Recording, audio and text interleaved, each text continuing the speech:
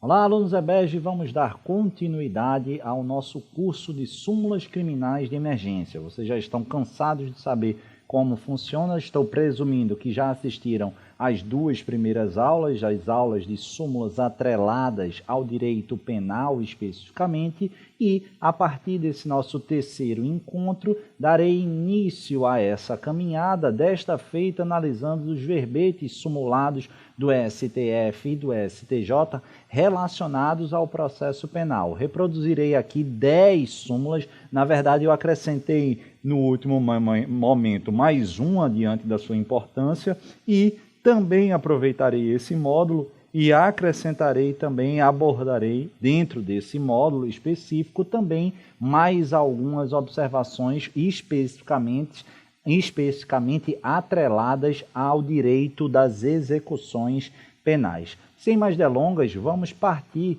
justamente para as súmulas do processo penal, inaugurando desta feita uma súmula muito importante, que é a súmula vinculante de número 14 do STF.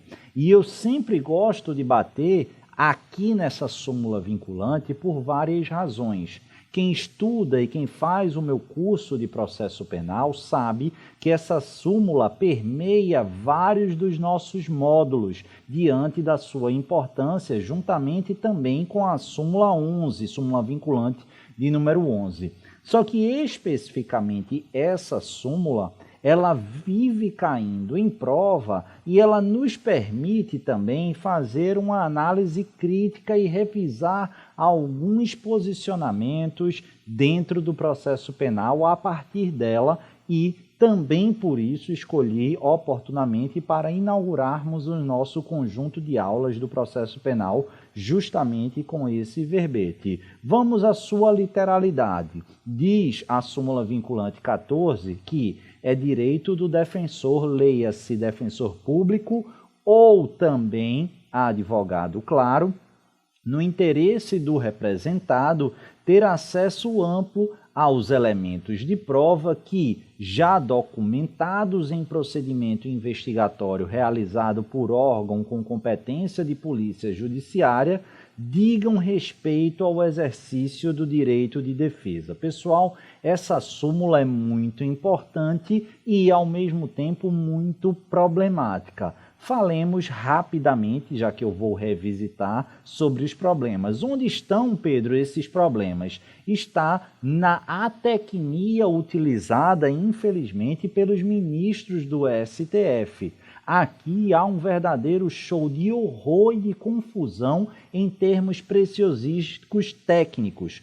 Por exemplo, e aí eu deixei efetivamente sublinhado os principais elementos de prova. Pelo amor de Deus, pessoal, a gente está num procedimento investigatório. Vocês sabem que a persecução penal no Brasil ela é constituída de duas etapas. Uma etapa inquisitorial, outra acusatória. Ou, para quem prefere, uma etapa administrativa investigativa e uma etapa judicial processual.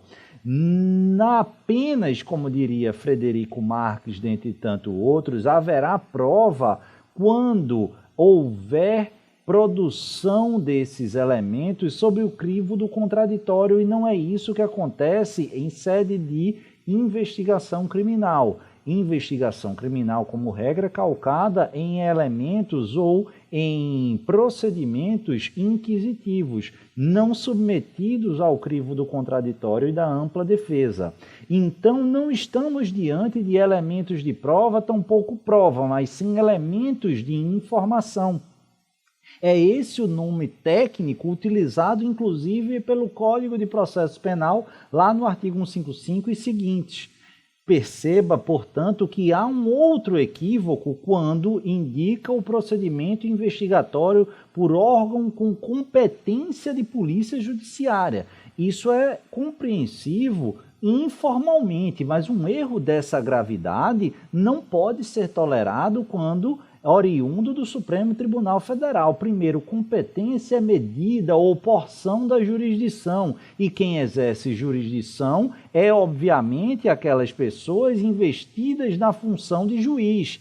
Ora, se é somente quem exerce ou quem ostenta poder de jurisdição que detém a competência, o que raio seria competência de polícia judiciária? Isso é inadmissível. É atribuição de polícia judiciária. E, por fim, cuidado aqui com essa terminologia, aqui menos agressiva, mas a gente vai observar um conflito entre a ideia de polícia judiciária e a ideia de polícia investigativa. Mas o ponto que eu queria inaugurar efetivamente, e aqui é a filigrana talvez mais sensível que a gente deve extrair da súmula vinculante 14, é que o amplo acesso do defensor, do advogado ou do defensor público, ela se dá também em âmbito investigativo, mas em relação aos elementos de informação já documentados. E por que eu estou dizendo isso?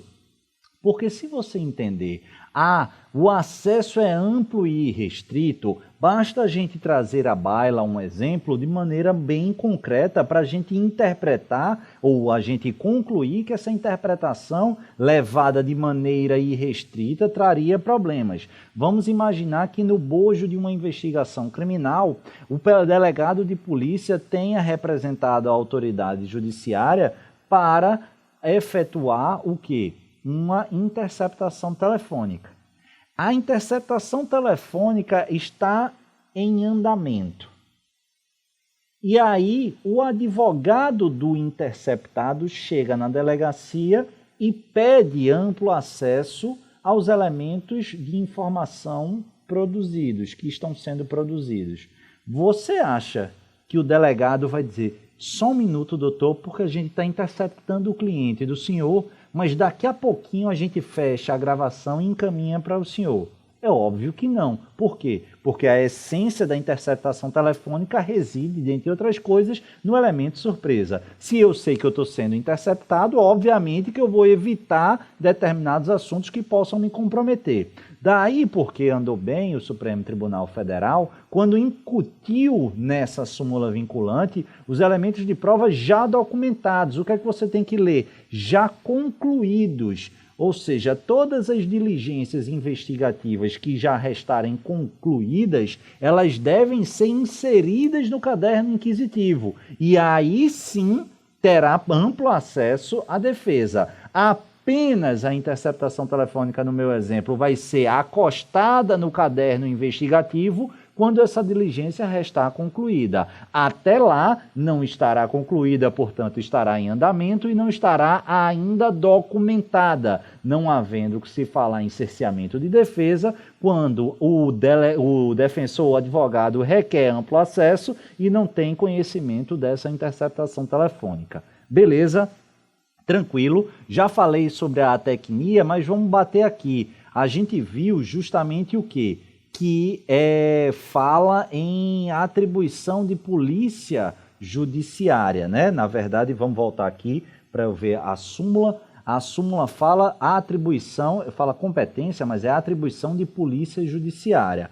Ocorre que parcela ainda hoje minoritária da doutrina, por todos vale citar professor Denilson Feitosa Pacheco, trata de maneira diferente a polícia judiciária da polícia investigativa. O que seria para essa doutrina a polícia judiciária? Seria o aparato do sistema policial que confere suporte e efetividade às medidas determinadas por parte da autoridade judiciária. Não entendi, Pedro. Vamos imaginar a seguinte situação. Um juiz determina uma busca e apreensão em determinado domicílio. O oficial de justiça chega, apresenta o mandado e diz: eu preciso adentrar na sua casa para cumprir esse mandado. E aí o dono da casa: você não entra aqui só sob meu cadáver. E aí o oficial de justiça não vai: eu sou o justiceiro. Não vai fazer isso. O que é que ele vai fazer? Comunicar ao juiz ou pedir força policial para adentrar. Perceba que a polícia está atuando para salvaguardar uma ordem judicial, servindo, entre aspas, de efetividade à ordem judicial. essa seria uma situação que estaríamos diante de uma polícia judiciária, diversamente da polícia investigativa, que é justamente aquele braço da polícia que efetivamente, não preventivamente, mas posteriormente ao cometimento do delito, efetua as investigações, conduz de fato as investigações para elucidar a autoria e materialidade delitiva de um caso especificamente concreto. Beleza? Isso são expressões que parcela da doutrina ainda minoritária tratam de forma espaçada, de forma diversa. O STF falou polícia judiciária.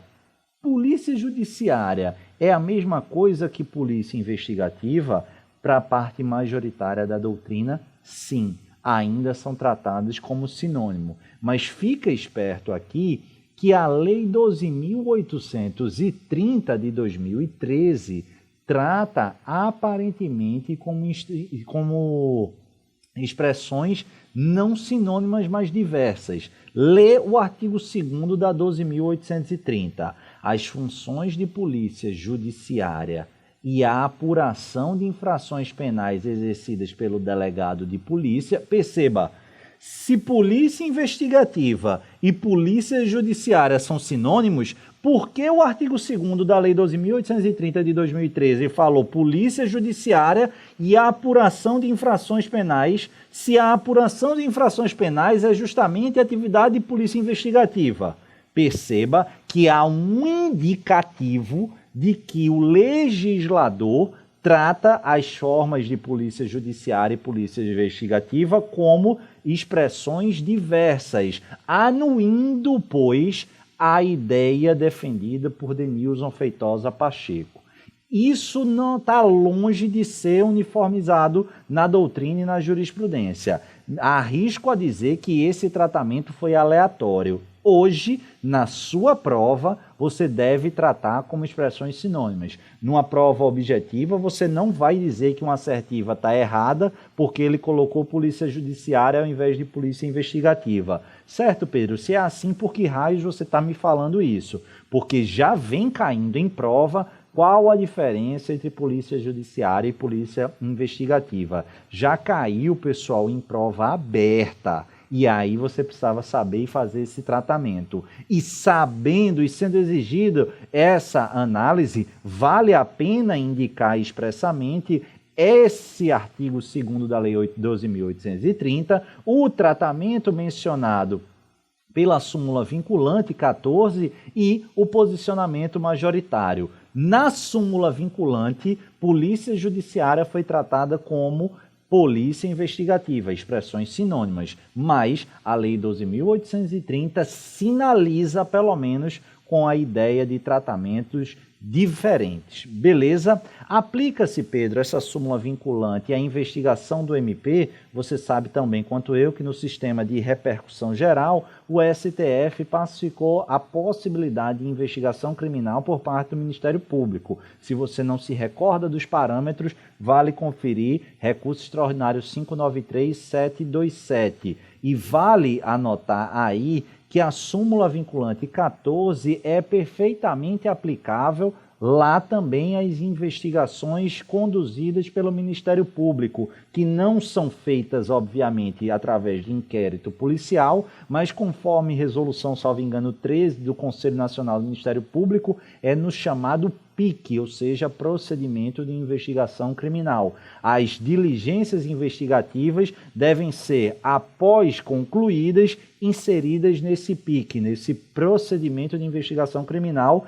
e esse PIC deve ser amplamente acessível ao defensor, advogado ou defensor público do investigado. Beleza? Súmula 24, aliás, 524, mais uma vez do Supremo Tribunal Federal, nos traz aqui uma situação que vem despencando em prova no ano de 2018 e nada indica que vai ser diferente nesse próximo ano de 2019. O que é que diz essa súmula, Pedro? Diz o seguinte: arquivado o inquérito policial por despacho do juiz a requerimento do promotor de justiça, não pode a ação penal ser iniciada sem novas provas. Pessoal, estamos aqui diante da lógica consubstanciada no verbete sumulado, que deve ser lido em conjunto com o artigo 18 do Código de Processo Penal, analisando as hipóteses de arquivamento e desarquivamento do inquérito policial. Antes de mais nada, a gente precisa compreender que uma coisa é o arquivamento, outra coisa, claro, é o desarquivamento, mas o desarquivamento não significa propositura de ação penal. Presta atenção, pelo amor de Deus, que tem manual de processo penal dizendo que o desarquivamento se materializa com a propositura da ação penal. Não! Isso está errado, pelo amor de Deus. E é por isso que o cara erra na prova. O próprio requisito para o desarquivamento é diverso do para a propositura da ação penal nesse aspecto. Vamos analisar, apesar de ser aparentemente simples. O que é que diz a súmula 524? Lê comigo. Para que haja propositura de ação penal em face de um inquérito que já foi arquivado, eu preciso de quê? Eu preciso de novas provas. Beleza? Ou seja, eu preciso de algum elemento de informação que me permita inovar no cenário investigativo fático em relação àquela situação que ensejou o arquivamento, beleza? Então, facilmente eu quero que você entenda e responda no automático. Em face de um inquérito policial arquivado, o que é que eu preciso para propor uma ação penal? Novas provas, novas provas, novas provas, novas provas. Beleza? O que é que você precisa para propor uma ação penal em face de um inquérito policial já arquivado? Novas provas. Por que isso, Pedro? Que macumba velha é essa? Que malamundé é esse que você está fazendo? É porque agora eu quero que você leia com calma o artigo 18. Depois de ordenado o arquivamento do inquérito policial pela autoridade judiciária por falta de base para a denúncia, a autoridade poderá proceder a novas pesquisas se de outras provas tiver notícia.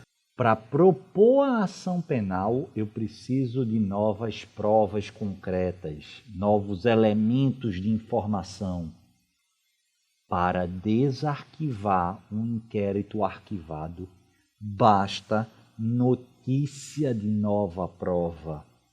Ou seja, arquivei por ausência de prova de autoria. Ouvi dizer que no interior aqui da Paraíba tem um cara que presenciou o delito e sabe que Joãozinho foi o autor do crime. Eu tenho prova, eu tenho elemento de informação, não, que eu não sei nem qual é a cara do rapaz, não sei nem se ele está vivo. Então eu posso, diante dessa notícia, apresentar uma denúncia? Não. Mas eu posso desarquivar? Sim. Por quê? Porque eu tenho notícia de um novo elemento de informação que pode modificar toda aquela conclusão. E quando, depois de desarquivado, eu obtenho esse depoimento, aí sim eu posso apresentar a denúncia com base nesse depoimento, que esse sim é um novo elemento de informação. Beleza, é uma filigrana, mas para desarquivar eu preciso de notícia de nova prova ou notícia de novo elemento de informação. Para apresentar a denúncia, eu preciso de nova prova concreta ou novo elemento de informação concreto. Beleza, tranquilo, essa é a parte fácil da súmula 524, mas não é isso que está caindo em prova. O que cai em prova é isso aqui, ó, coisa julgada no arquivamento. Meu Deus, Pedro, existe coisa julgada material em arquivamento? De pronto, a resposta é sim. Você precisa saber, e você tem que saber, o que é uma coisa julgada. A coisa julgada, basicamente, ela se subdivide em o aspecto formal e o aspecto material. No aspecto formal, é a impossibilidade de se discutir determinado assunto dentro do mesmo procedimento. É por isso que a doutrina e o CESP-CEBRASP vêm apontando que a coisa julgada formal ela tem natureza endoprocedimental ou endoprocessual, ao passo que a coisa julgada material impede a rediscussão desses mesmos fatos, tanto não apenas nesse mesmo procedimento ou processo, mas para fora. Por isso disse que a coisa julgada material ela tem efetividade ou eficácia exoprocessual. Beleza, e o arquivamento, como regra, vai fazer coisa julgada formal e excepcionalmente vai fazer coisa julgada material. O STF e o STJ pacificaram o entendimento que em relação à atipicidade do fato, ou seja, arquivo esse inquérito policial, essa investigação criminal, porque se trata de fato atípico, ou arquivo esse processo, ou arquivo, melhor dizendo, esse inquérito policial em razão da extinção da punibilidade pela prescrição.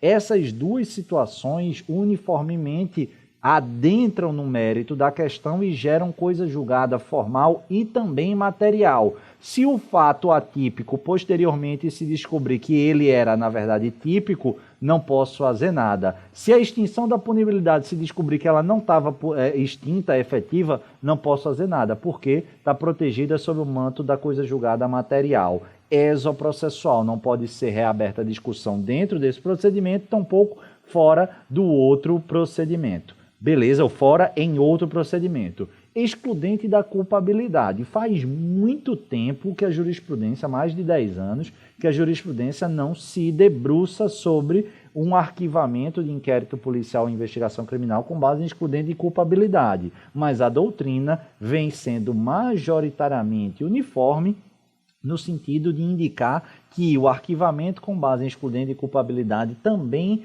protege sob o manto da coisa julgada material. Jurisprudência não fala nada a respeito recentemente, mas esse é o posicionamento da doutrina.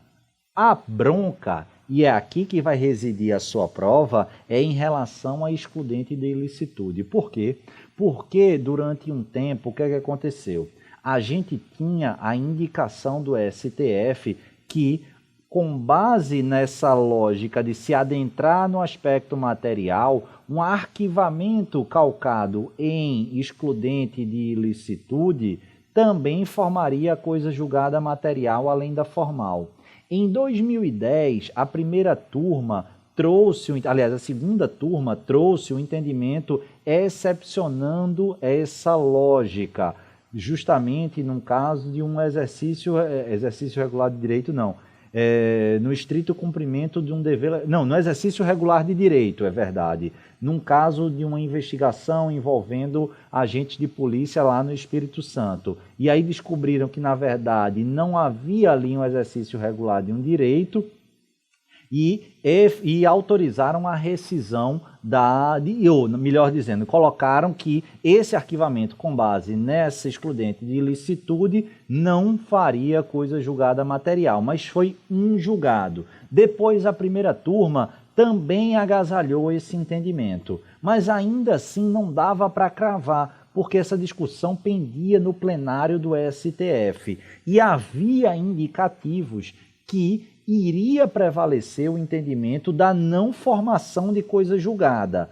Contudo, presta muita atenção, o plenário do STF consolidou o entendimento no HC 87395 do Paraná, indicando que arquivamento de investigação criminal com base em excludente da ilicitude não faz coisa julgada material.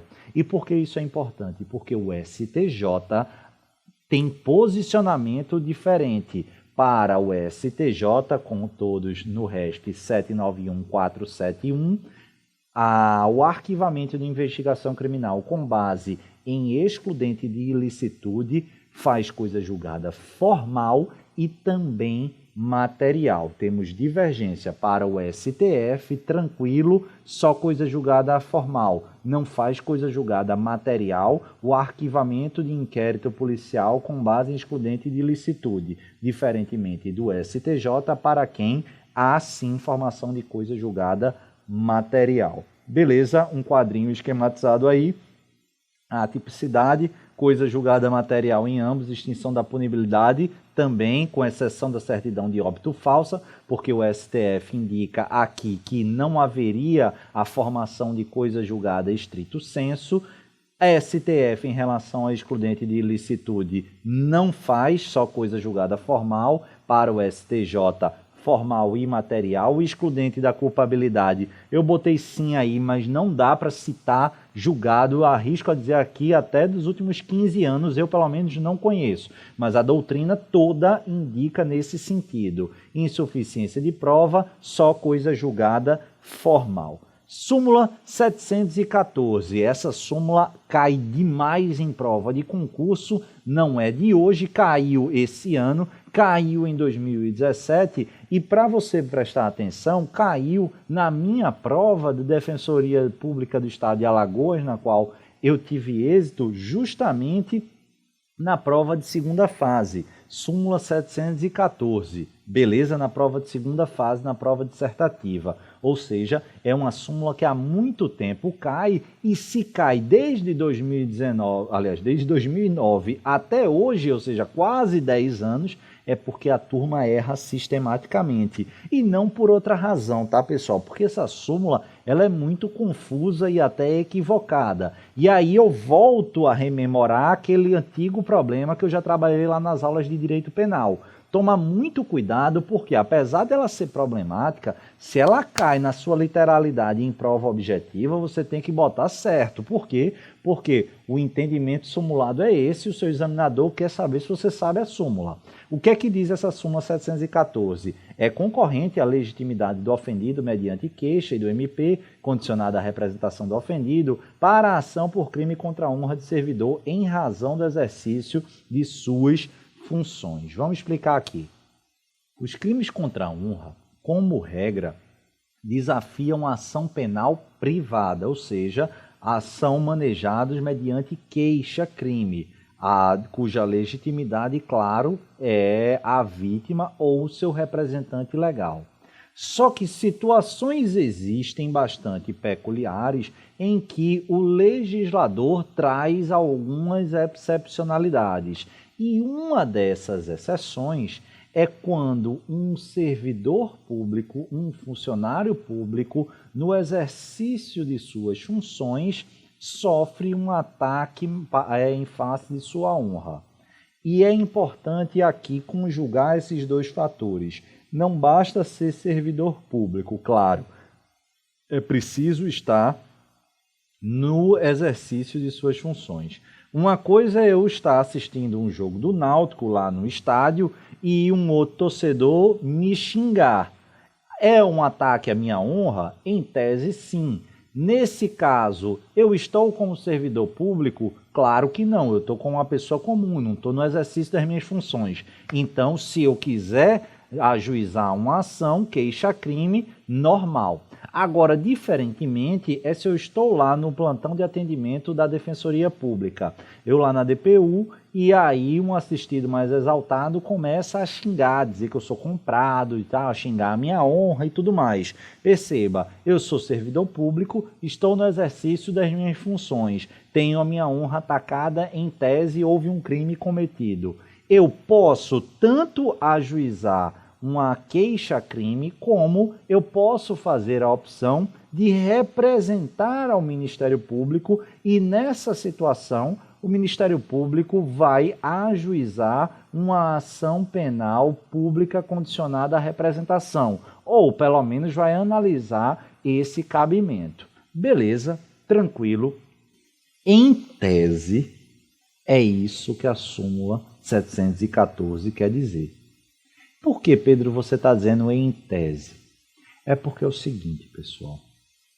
O que vai cair na sua prova de segunda fase é questionar se essa legitimidade que eu acabei de dizer, ela é concorrente, conforme diz a literalidade da súmula 714, ou alternativa.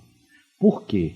Porque se eu digo que ela é concorrente, eu posso fazer jus a ela sempre, salvo quando um fizer.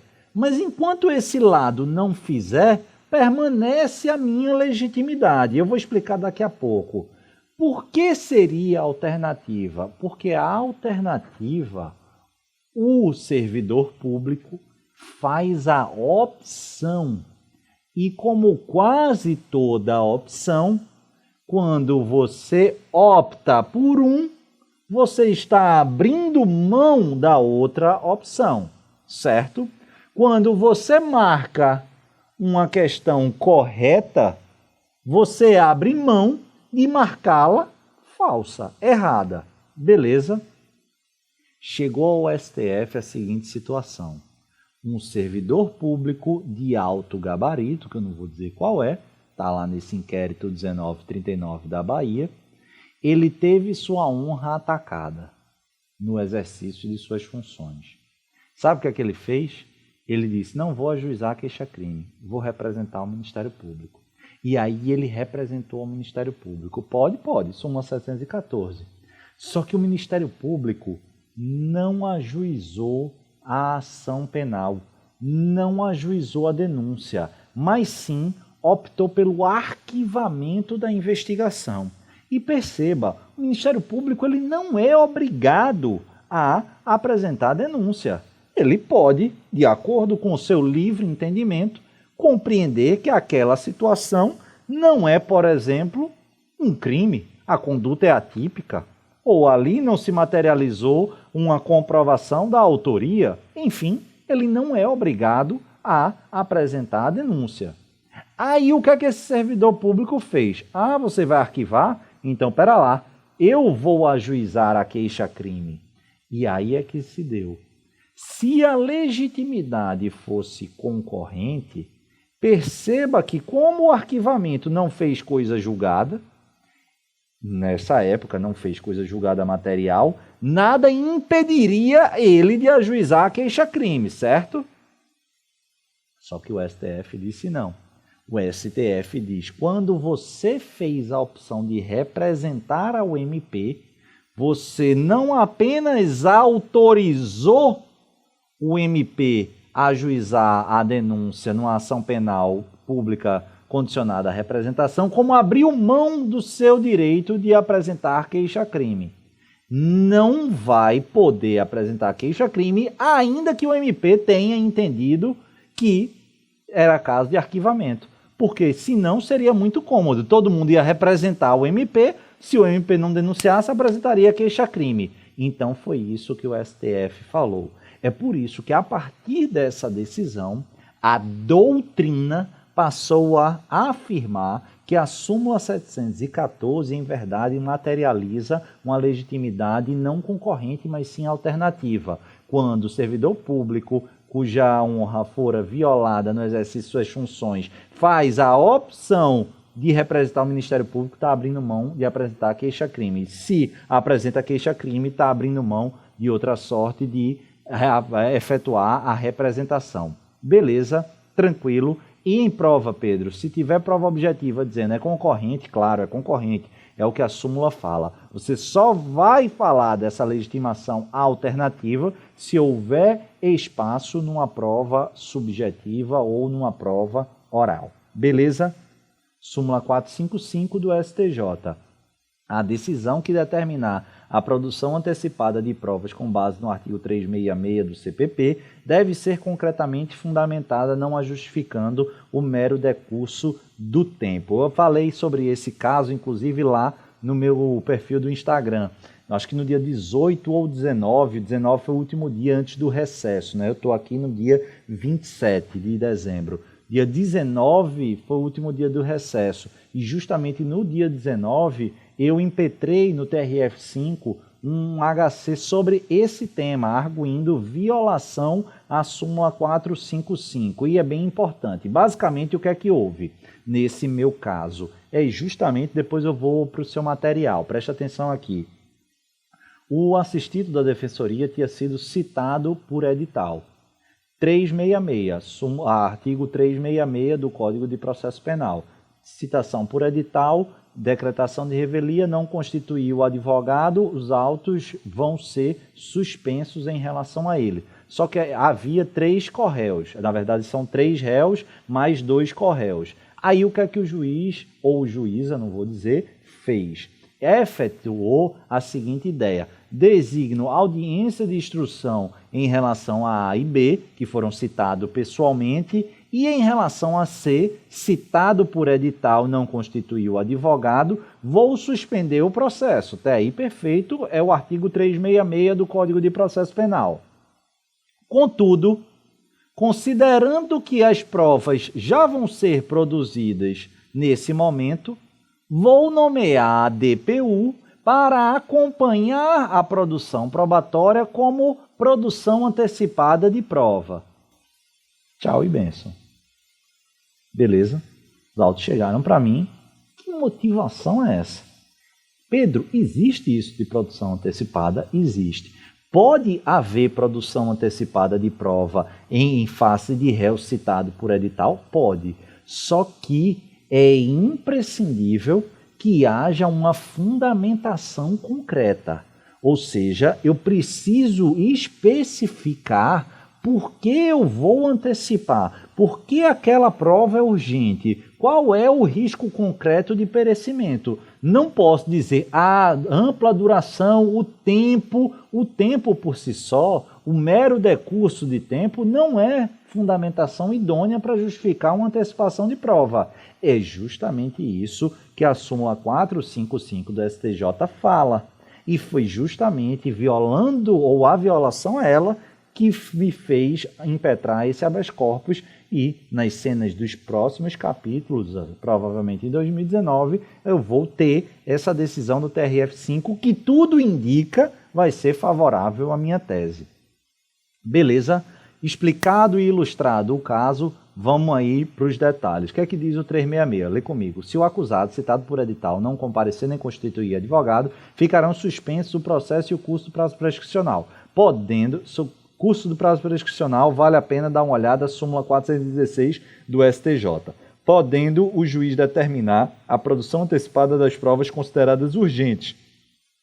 E, se for o caso, decretar prisão preventiva nos termos dispostos no artigo 312. Então, pode o juiz determinar a produção de provas consideradas urgentes. Só que ele precisa justificar de maneira concreta e idônea, sob pena de nulidade. E essa motivação concreta e idônea não pode ser calcada no mero decurso de tempo. É justamente isso que diz a súmula 455 do STJ.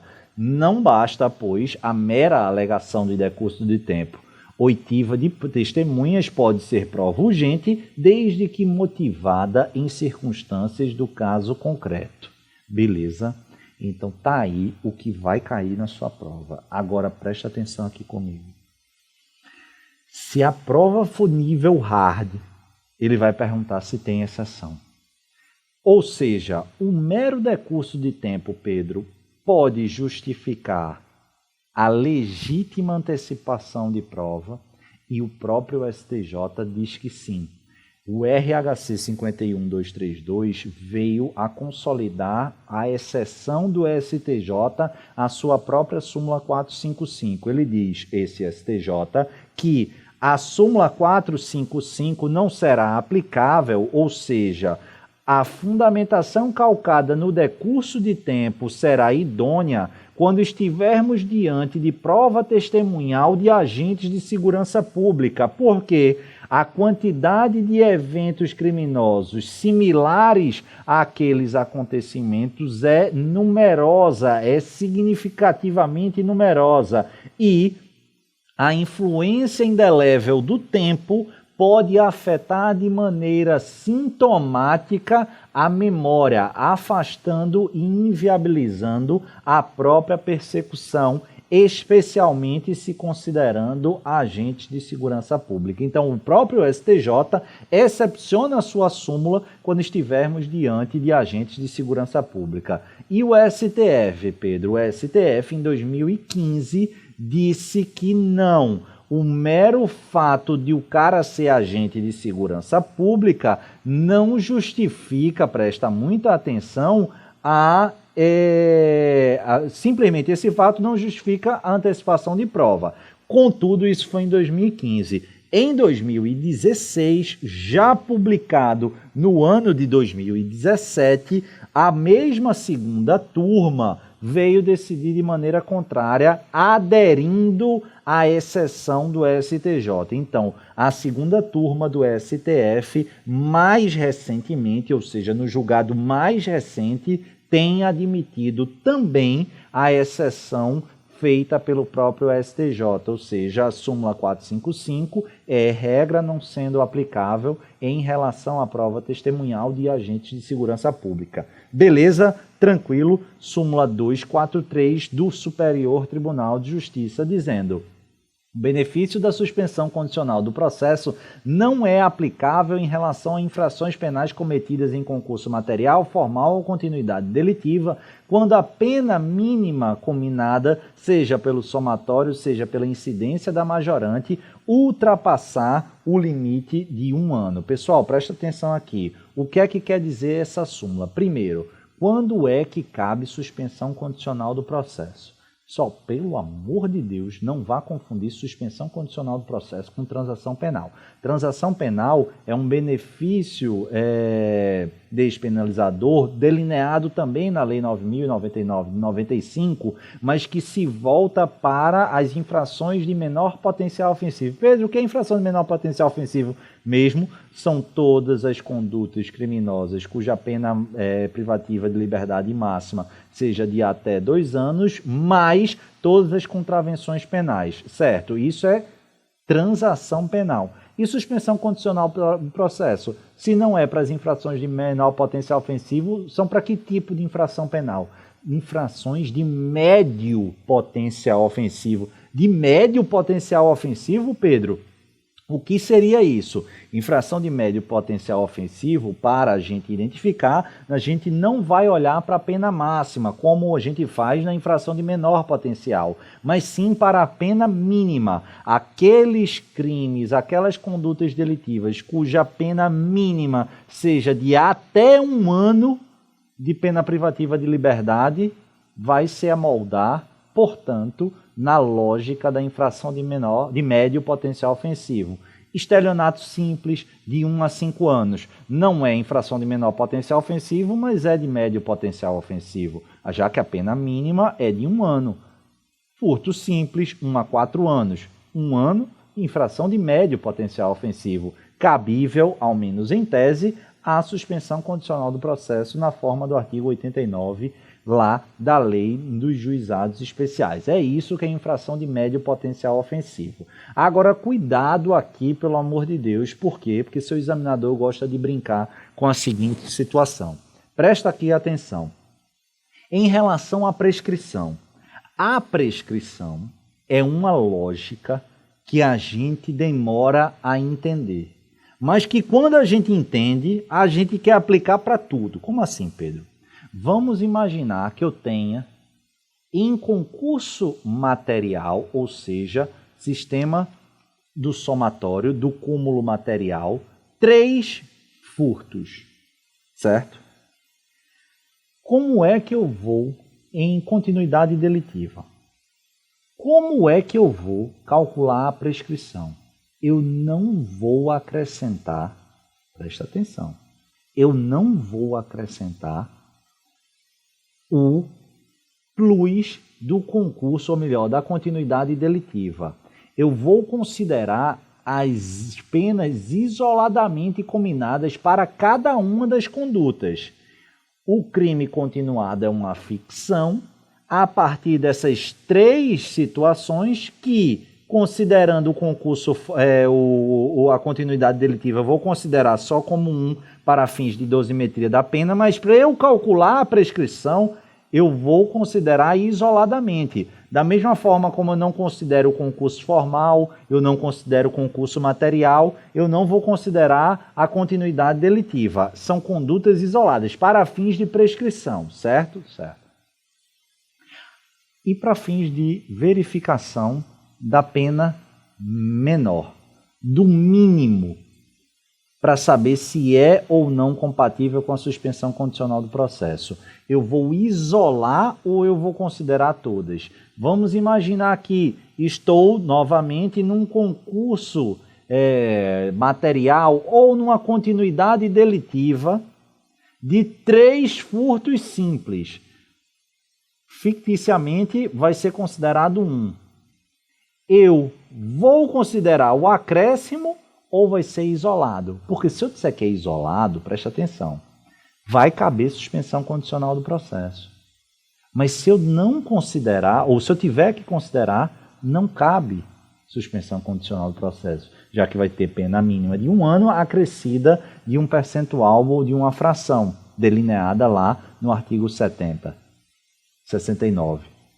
Beleza? E a resposta é, diferentemente da prescrição, aqui a gente sempre vai considerar. Então, qual é o seu raciocínio? Para fins de verificação da suspensão condicional do processo, você vai, em relação ao concurso material, vai acrescentar, vai somar as penas mínimas, já que é o cúmulo material. Em relação ao concurso formal e à continuidade, você vai acrescentar o menor aumento. Por quê? Porque é o menor aumento em relação à pena mínima, porque eu quero saber qual é a pena mínima efetiva. Se eu vou ter um aumento, eu quero saber o menor aumento com base na pena mínima. E no exemplo do furto ou do estelionato simples, como a pena mínima já está no limite, se eu acrescentar 1 dia ou 1/6, eu já vou superar. Então é essa a lógica. É essa a lógica materializada na súmula 243. É sempre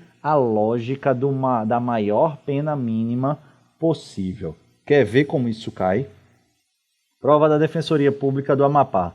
A suspensão condicional do processo é aplicável em caso de concurso de crimes se as penas mínimas individualmente consideradas não ultrapassarem o total de 1 ano. Essa lógica de considerar pena individualizadamente fixada, a gente aplica para prescrição, não para a suspensão condicional do processo. É a súmula 243 do STJ. Aqui, prova do Ministério Público do Rio Grande do Sul. A suspensão do processo, a suspensão condicional do processo, não é aplicável em infrações penais em concurso material, formal ou quantidade delitiva, quando a pena mínima combinada pelo somatório ou incidência da majorante ultrapassar a 1 ano.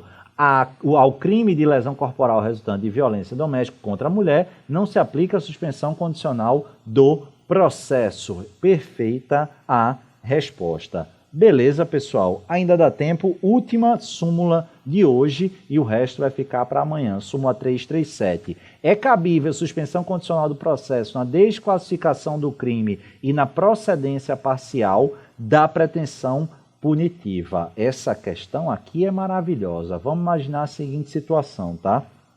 Acompanha comigo. Vamos imaginar, como é que eu posso dizer? 2 situações. Vamos imaginar que eu sou acusado de furto qualificado. Furto lá do artigo 155, parágrafo 4º. E aí eu respondo todo o processo, passa a instrução, tudo mais, e eu digo, olha, eu não cometi um furto qualificado. Eu não pulei o muro. A porta já estava aberta. Eu entrei, não arrombei, não pulei, não teve destreza nenhuma. Eu subtraí o bem? Subtraí. Mas a porta estava aberta, eu adentrei, peguei e saí. Mas eu não pulei, eu não arrombei, eu não usei chave falsa, absolutamente. Eu consigo provar isso. Perceba que quando eu respondo pelo crime de furto qualificado, a pena mínima é de 2 anos. E pena mínima de 2 anos eu não tenho direito à suspensão condicional do processo. Mas se eu consigo, ao longo da instrução, demonstrar que aqueles fatos estão equivocados e o juiz quiser, por emendácio libelli, que está lá previsto no artigo 383, desclassificar essa situação, entendendo se tratar furto simples e não furto qualificado, e considerando que o furto simples admite a suspensão condicional do processo, eu vou poder me beneficiar da suspensão condicional do processo ou o juiz é obrigado a sentenciar me condenando por furto simples?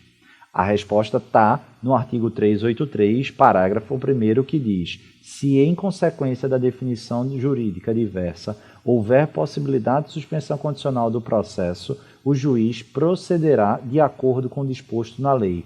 Ou seja, nessa situação, o juiz deve abrir vista ao Ministério Público, dizendo, considerando que o fato se trata de furto simples e não furto qualificado, passível, pois, de suspensão condicional do processo, abre-se vista para análise do parquê para a eventual propositura de proposta de suspensão condicional do processo. É justamente isso que o artigo 383 fala e que a súmula 337 do STJ vem deixar claro. Beleza? Segunda situação. Imagina só que eu estou respondendo por concurso material de 2 furtos simples. Só que em relação a um, eu sou absolvido. E aí? Em relação ao outro, o juiz, se tiver convicto da autoria e da materialidade, ele vai me condenar? É para ele não condenar. Por quê? Haveria procedência parcial aqui da pretensão punitiva. E a procedência parcial da pretensão punitiva, se com esse resultado houver cabimento de suspensão condicional do processo, ele deve justamente aplicar o mesmo raciocínio, remeter ao MP para a propositura de proposta de suspensão condicional do processo. Então, 2 furtos simples. Considerando a súmula 243, vou somar concurso material, vou somar as penas mínimas. 1 mais 1 dá 2. 2 é maior do que 1, não cabe suspensão condicional do processo. Chega a sentença, ele me absolve de 1. Aí o que é que eu vou fazer? Em relação a esse, não vai me condenar. Vai encaminhar os autos para o MP fazer a proposta de suspensão condicional do processo e aí, se eu aceitar, não há sentença à suspensão condicional do processo, adentra o período de prova e assim sucessivamente, conforme previsto no artigo 89 da Lei 9.099/95. Beleza? Tranquilo. Está aqui a aplicação da mesma lógica, desclassificação e procedência parcial. Observação, essa aqui é maravilhosa. Se isso cair em prova, meu Deus do céu, pouca gente vai se ligar nisso. Presta atenção. Uma coisa é procedência parcial, outra é extinção da punibilidade com base na pena em concreto. Vamos imaginar, presta atenção aqui, que eu sou condenado por 2 crimes em concurso material, por exemplo. Transitaram em julgado, certo? Transitaram em julgado. Mas em relação a um deles, houve extinção da punibilidade com base na pena fixada na sentença transitada em julgado. E desconsiderando esse crime, o crime que sobrou foi furto simples, cuja pena mínima é de 1 ano. Aí eu te pergunto, e é aí que o seu examinador vai perguntar, cabe a aplicação da súmula 333 do STJ nessa situação, doutor? Cabe a aplicação da súmula 337 do STJ nessa situação, doutora? Sim, não e por quê? E a resposta do STJ correta é não. Por quê? Porque a súmula diz, no caso de desclassificação, não foi o que houve, ou procedência parcial. Que raio é procedência parcial? É que uma parte da sentença, da condenação, da sentença, veio condenatória e outra parte absolutória. Beleza? Beleza. No meu exemplo, a extinção foi com base na pena em concreto. Para eu ter extinção da punibilidade com base em pena em concreto, implicitamente eu tenho uma condenação definitiva. E se eu tenho uma condenação definitiva, eu não tenho sentença parcial, e sim uma sentença completa condenatória. É essa a filigrana. Vamos ver aí o julgado. A declaração da extinção de punibilidade pela pena concreta depende da existência de uma prévia condenação na qual é fixada a reprimenda. E somente a partir deste quanto verifica-se qual seria o prazo prescricional dentre aqueles inscritos no 109 do CP. E uma vez constatado o cumprimento do lapso, declara-se extinta a punibilidade. 2. Se a denúncia teve de ser julgada procedente primeiro para somente após ser reconhecida a prescrição em razão da pena concreta, não houve procedência parcial da pretensão punitiva, mas essa foi integral, não sendo o caso de incidência da súmula 337 do STJ. É isso, pessoal. Na próxima aula que eu vou gravar amanhã para disponibilizar para os senhores e para as senhoras, a gente dará continuidade, fechará as súmulas de processo penal e já também verificará as súmulas da execução penal. Espero que estejam gostando. Um grande abraço, fiquem com o Papai do Céu e até o próximo encontro. Valeu!